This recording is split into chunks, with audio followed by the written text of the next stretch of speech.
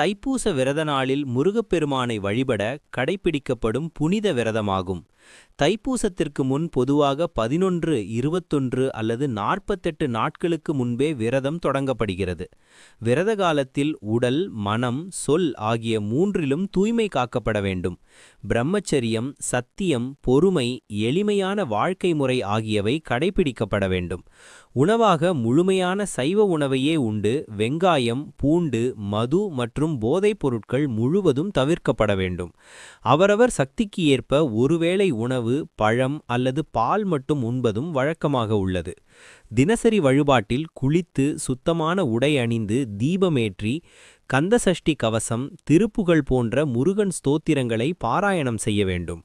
தைப்பூச நாளன்று அதிகாலையில் குளித்து விபூதி அல்லது சந்தனம் அணிந்து பால் போன்ற புனித திரவங்களால் அபிஷேகம் செய்து வேலுக்கு விசேஷ பூஜை செய்து முருகன் கோவில்களில் தரிசனம் செய்வர். பலர் காவடி அல்லது பால் குடம் எடுத்து நேர்த்தி செலுத்துவர்.